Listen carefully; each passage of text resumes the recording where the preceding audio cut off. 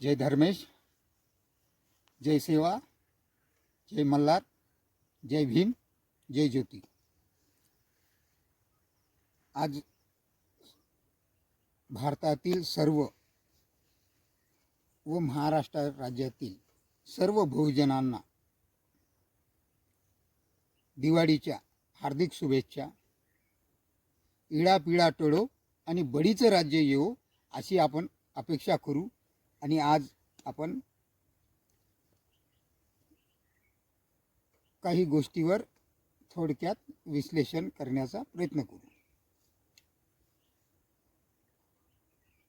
या भारतावर जेव्हा जेव्हा आघात झाले तेव्हा तेव्हा आमचे महापुरुष अतिशय प्रामाणिकपणे लढले आणि ते प्रामाणिकपणे लढून या भारताला आझादी मिळवली। आणि भारताला आझादी मिळवून जनजमीन जंगलवर ही जनजमीन आमची भूमी आहे आणि या भूमीचे मालकच आम्ही आहोत हे त्या महापुरुषांनी सिद्ध करून दाखवलं। आणि आमच्या भावी पिढीच्या उज्ज्वल भविष्यासाठी त्या काळामध्ये अशिक्षित असताना सुद्धा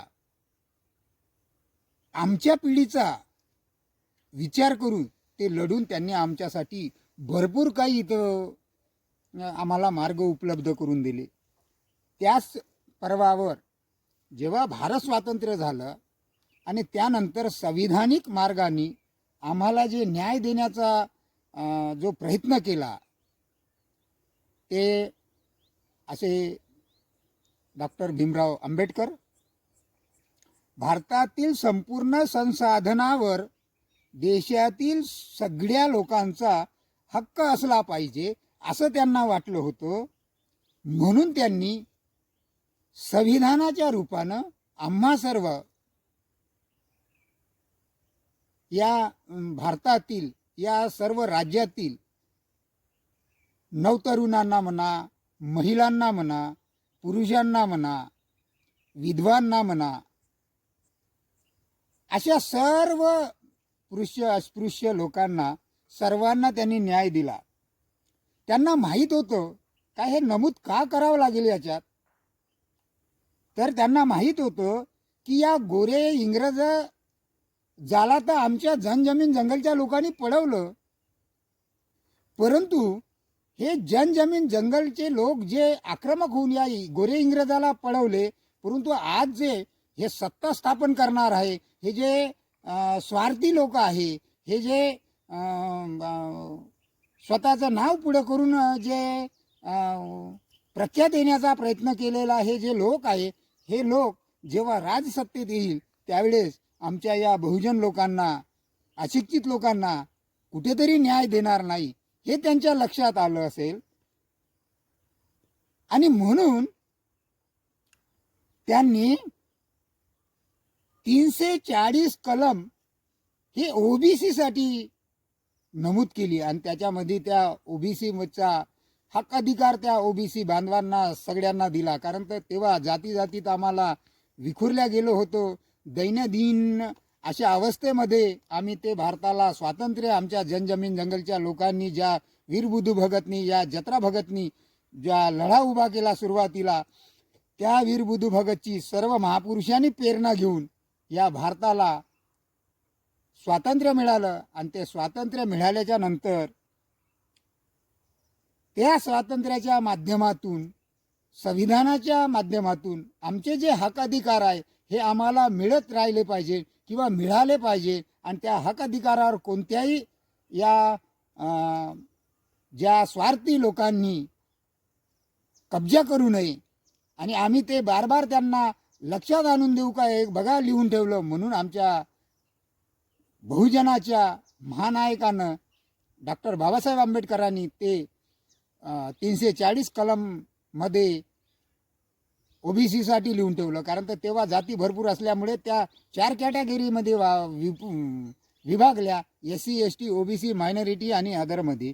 तर ह्या ज्या जाती होत्या तर ओबीसी मधल्याला कलमनुसार त्यांना न्याय दिला। मग 341 जे आमचे वाड्यावर राहणारे लोक होते, जे SC लोक होते, या सर्व एससी लोकांसाठी ते त्यांना न्याय मिळावा, त्यांचे न्याय कोणी छिनू नये किंवा त्यांच्यावर कोणी अन्याय अत्याचार करू नये, आणि ते अन्याय अत्याचार करत असतील तर त्याच्यावर बंड करून उठले पाहिजे, याच्यासाठी 341 हे त्या आमच्या एससी बांधवासाठी नमूद करून ठेवली. तिसरी आहे 342. 342 आम्ही जे जनजमीन जंगलमध्ये राहणारे जे लोक होतो, हे अशिक्षित लोक होते, परंतु एक क्रांतीची मशाल होती यांच्याजवळ, एकनिष्ठा होती, आणि त्या एकनिष्ठेच्या भरोश्यावर बलाढ्य अशा इंग्रजाला यांनी धुडकावून लावले. या भारतातून उच्चाटन केलेलं आहे, आणि या लोकांना उच्चाटन केलेल्या लोकांवर अन्याय अत्याचार होऊ नये म्हणून, किंवा यांच्या जनजमीन जंगलवर कोणता सावकार, कोणता जमीनदार किंवा कोणता गुमास्ता किंवा कोणता संस्थानिक राजा किंवा कोणता मुकद्दम हा कब्जा करू नये, या हेतूने त्यांचे हक अधिकार त्या 342 कलममध्ये लिहून ठेवले. आणि त्या 342 कलम लिहून ठेवले याच्यासाठी की जेणेकरतानी बा आमच्या जनजमीन जंगलवर जर कोणी अन्यथा सावकारांनी म्हणा की मुकद्दमांनी म्हणा किंवा संस्थानिक राजांनी म्हणा किंवा गुमास्त्यानं म्हणा, अशा विविध अशा मार्गाने जर कोणी कब्जा करत असतील तर आमच्या हक अधिकाराच्या हक्कासाठी आम्ही पेटून उठलो पाहिजे, सब बघा एक लिखा म्हणून ते नमूद करून ठेवलं. आणि जर एवढे होत असून सुद्धा आमच्यावर जर आम्ही 84% आहो, म्हणजे 340 कलम आहे हे ओबीसीसाठी आहे, 341 आहे एससीसाठी आहे, आणि 342 आहे एसटीसाठी आहे, जनजमीन जंगलच्या लोकांसाठी आहे. आणि मग यांची संख्या ओबीसीची बघितली तर 60% आहे, आणि एससीची बघितली तर आज 16% आहे, आणि एसटीची बघितली तर आज 8-9-10% जवळपास जातात. आणि मग मला तुम्ही सांगा, याची जर एवढी जर बेरीज केली तर हे कमसे कम 85% होतात, 84 ते 85% होतात. आणि मग 85% जनतेवर, जनजमीन जंगल वाडीवर आणि गावात राहणारे ओबीसी आमचे, या तिन्ही समूहातल्या लोकांवर अन्याय अत्याचार होऊ नये म्हणून ह्या सगळ्या कलमा लिहून ठेवल्या.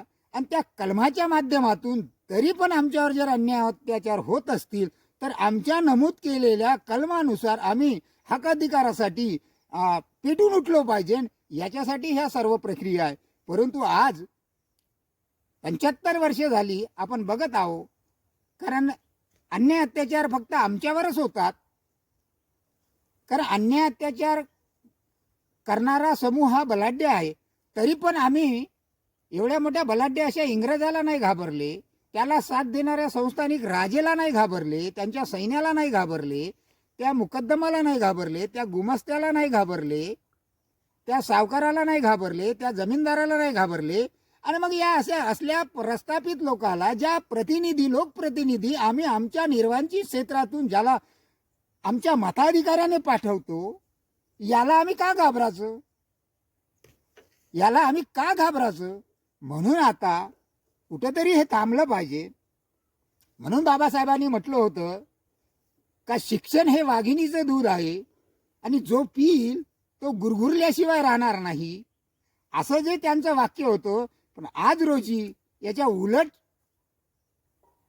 चित्र दिसण्याचं असं योग येतात का आम्ही ज्या लोकप्रतिनिधीला, सुशिक्षित लोकप्रतिनिधीला त्या संसदेमध्ये पाठवतो, त्या सभागृहामध्ये पाठवतो, आमचा नागरिकाचा जो टॅक्स रुपी जो पैसा जमा झाला, त्या पैशातून आमच्या लोकांसाठी काही सुखसुविधा उपलब्ध करण्यासाठी व जे शासनात बसलेले आमच्यासाठी जे संविधानाचे पालनकर्ते म्हणून, पालक म्हणून बसलेले आहे, आमच्या नागरिकाची त्यांच्यावर जबाबदारी आहे, असल्या या शासनातल्या पालकावर त्यांचं वर्चस्व राहण्यासाठी किंवा अन्याय अत्याचार करू नये याच्यावर लक्ष ठेवण्यासाठी आम्ही या लोकप्रतिनिधीला निर्वांचित क्षेत्रातून पाठवतो.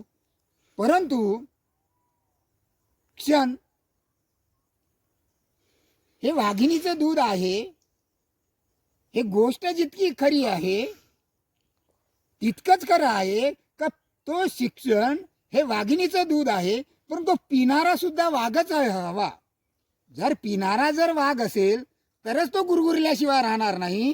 परंतु या असल्या कुत्र्याच्या फौजेला जर ते वाघिणीचं दूध पाजलं म्हणून हे कुत्र कधी वाघासारखं गुरगुरणार नाही, परंतु ते त्याच्या मालकासमोर सेफ्टी घेऊन धूम हलवत बसणार आहे. आणि अशीच परिस्थिती आज ज्या निर्वांचित क्षेत्रातून आपण लोकप्रतिनिधी पाठवतो, हे कुठेतरी आमच्या न्यायासाठी त्या सभागृहात एक शब्द बोलत नाही किंवा आमचे न्याय हक्क आम्हाला मिळवून देत नाही किंवा मिळत नाही, त्याच्यावर गदा आणण्याचा प्रयत्न करतात. हे कसले स्वतःचा स्वार्थ साधण्यासाठी आणि मालकाची समोर सेफ्टी हलवण्यासाठी. मग यासल्या लोकांना आपण शिक्षित म्हणायचं का? शिक्षण हे वाघिणीचं दूध खरंच हे पिऊन गेले असं म्हणायचं का? तर मला नाही वाटत. म्हणून माझं म्हणणं आहे का आज रोजी जे लढाई आपल्याला लढावं लागणार आहे, आपल्या महापुरुषाने लढली त्या इंग्रजाचं बरलाढ्य अशा इंग्रजाच्या विरोधात, आज रोजी आपल्याला या निर्वांचित लोकप्रतिनिधीच्या विरोधात लढायचं आहे. आणि त्या काळात तरी तलवारीची लढाई होती, पण या काळात तुम्हाला पेनीची लढाई आहे, तुमच्या या एका बोटाची मताधिकाऱ्याची लढाई आहे. आणि त्या मताधिकाऱ्याच्या माध्यमातून या जे लोकप्रतिनिधीला जे आम्ही आमच्या हक्काधिकारासाठी तिथं पाठवतो आणि हे जे त्या संविधानाच्या रूपाने शपथ घेतात का मी कुण्या एका जातीचा नाही, मी सर्व नागरिकांसाठी काम करतो, परंतु हे कुठल्याही एका नागरिकासाठी करत नाही किंवा कुठल्या एका जातीसाठी करत नाही, हे फक्त स्वतःच्या स्वार्थासाठी, स्वतःच्या घराण्यासाठी, घराणेशाहीसाठी किंवा आपल्या सोयऱ्या-धायऱ्यासाठी फक्त काम करतात, असं यांच्या कार्यातून चित्र दिसतात. म्हणून कुठेतरी आज जो माझा नवतरुण सुशिक्षित झालेला आहे, परंतु आज त्याच्या हाताला काम नाही, तो घरात पडलेला आहे, त्याला विचार येत आहे का माझ्या वडिलांनं शेतामध्ये काम करून मला एवढे मोठे पैसे खर्च करून मला एवढं मोठं शिक्षण दिलं, एवढं मोठं वाघिणीचं दूध पाजलं, परंतु या वाघिणीचं दूध पिऊन सुद्धा मला कुठं या गेंड्याच्या कातडीच्या नवनिर्वांचित क्षेत्रातून जाणाऱ्या लोकप्रतिनिधींनी आमच्यासाठी काहीच ठेवलं नाही. म्हणून कुठंतरी तो चिंतेत आहे. काही आत्महत्या करत आहे, या भारतातल्या महिला बेपत्ता होत आहे, महिलावर दिवसाढवळ्या बलात्कार होत आहे, शेतकऱ्याच्या मालाला भाव नाही. या असल्या सगळ्या गोष्टी आहे. आमच्या शिक्षक कर्मचाऱ्याला बराबर वेतन नाही किंवा त्यांना जुनी पेन्शन लागू नाही. अरे तो कमसे कम 30-35 वर्ष सेवा देतो आणि तो मुलाला घडवतो किंवा विविध क्षेत्रामध्ये तो कार्यरत करतो आणि एवढं सारे कार्य करून सुद्धा त्याला त्याचा न्याय मिळत नाही. आणि हे न्यायासाठी सर्व बहुजन जर लढत असतील तर मग अन्याय होत आहे किंवा नाही? मग आमच्यावर अन्याय होत आहे म्हणून तर आम्ही लढत आहोत. आणि मग एवढं सारं आम्ही जर स्वतंत्र भारतात असेल आणि आम्ही आमच्याच लोकप्रतिनिधीला जर तिथं पाठवत असेल आमच्याच मताधिकाऱ्यावर, तर खरंच हे लोकप्रतिनिधी आमचे आहेत का? मग हे लोकप्रतिनिधी खरंच वाघींचं दूध पिलेले आहेत का, की हे खरंच शेर आहेत का, वाघ आहेत का? मग कुठेतरी आपण याच्यावर विचार केला पाहिजे. आणि या कुत्र्यासारख्या फौजेला निस्तनाबूत करण्यासाठी आज जे शेर घरात बसलेले आहे, तुम्ही सर्वजण बाहेर आले पाहिजे आणि यांना परास्त करण्यासाठी एक वज्रमुठ बांधून ज्या प्रकारे आमचे महापुरुष लढले त्या प्रकारचं वेळ पडली तर वीरबुधू भगत व्हायला मागं पुढं पाहायचं नसते आणि वेळ पडली तर जत्रा भगत व्हायचं नसते. या भारताच्या भूमीचा 7-12 ज्यावेळेस इंग्रज गेले त्यावेळेस त्या ताना भगतच्या नावावर करून गेले. तसाच कुठंतरी या ज्या लोकप्रतिनिधीला ठेचल्याशिवाय आणि आपले हक्क आपण तिथं गेल्याशिवाय आपण घेऊ शकत नाही. म्हणून कुठंतरी तेव्हाची लढाई हे तलवारीची, घोड्याची, बारूदीची होती, परंतु आजची लढाई आपली पेनीची आहे, त्या वाघिणीचं दूध पिणाऱ्याची आहे. खरंच वाघ आहे का, हे परीक्षा आज आपली आहे. आणि ज्या जमातीत आपण जन्माला आलो त्या जमातीचं ऋण आपल्याला फेडणे आहे.